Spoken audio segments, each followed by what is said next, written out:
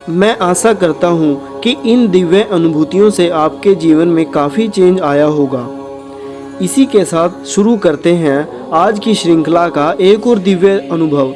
सतगुरु मैं तेरी पतंग हवा विच उड़दी जावांगी। ऊपर लिखे टाइटल को पढ़कर आपको यह तो पता चल ही गया होगा कि इस अनुभव में शिष्य पतंग है और उसकी डोर उसके सतगुरु के हाथों में है। चलिए अब मैं आपको अपना दिव्य अनुभव विस्तार से बताती हूँ। संडे का दिन था। उस रविवार को वेबकास्ट वाला सत्संग नहीं आना था। यूट्यूब चैनल पर गुरु पूजा की जो ऑलरेडी रिलेटेड वीडियो हैं हमने उन्हें चला लिया। पूरे परिवार ने पहले अच्छे से सत्संग सुना और फिर 1 बजे हम सभी सामूहिक साधना में बैठ गए। साधना में बैठे हुए मुझे लगभग 40 मिनट हो गए थे, तब मुझे एक दिव्य अनुभूति दिखाई दी। आप में से जो लोग नूरमहल आश्रम गए हैं वे सभी जानते हैं कि महाराज जी अधिकतर संगत से मिलने या तो छत पर आ जाते थे या प्रसाद लुटाते थे या फिर झूले वाली छत पर आकर अपने झूले पर विराजमान हो जाते थे।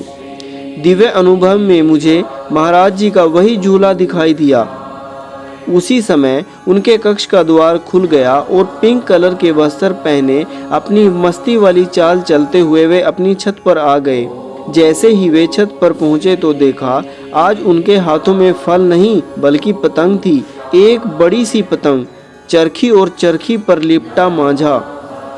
महाराज जी के आसपास 11-12 साल के कुछ बच्चे भी खड़े थे। अब बारी थी पतंग उड़ाने की।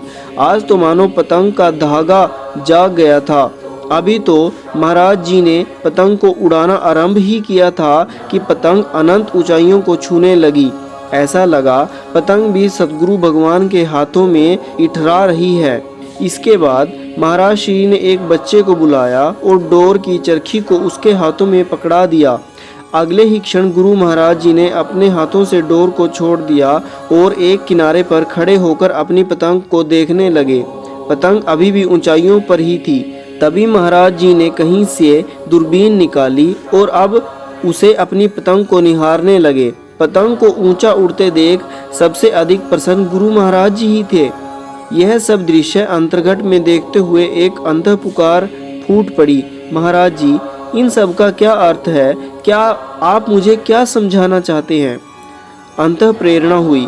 भले ही पतंग की डोर को महाराज जी ने थामा नहीं है पर उसकी दृष्टि अभी भी उन पर बनी हुई है। वे अब भी उसे देख रहे हैं। जब आवश्यकता होगी वे आगे बढ़कर उसे फिर से थाम लेंगे। हम सभी साधक भी सतगुरु महाराज जी की पतंग जैसे ही हैं, जिन्हें स्वयं उन्होंने ही आध्यात्मिक ऊंचाई दी है। आज भले ही वे प्रत्यक्ष रूप से हमारे भी साथ नहीं हैं, पर उनकी दृष्टि अभी भी अपने एक एक साधक को देख रही है। वे हर पल हमारे साथ खड़े हैं। सही समय आने पर वे प्रत्यक्ष भी हो ही जाएंगे। कल्पना, हैदराबाद। अनुभवों की ऐसी ही श्रृंखला के लिए हमारे YouTube चैनल को लाइक सब्सक्राइब जरूर करें। जय महाराज जी की।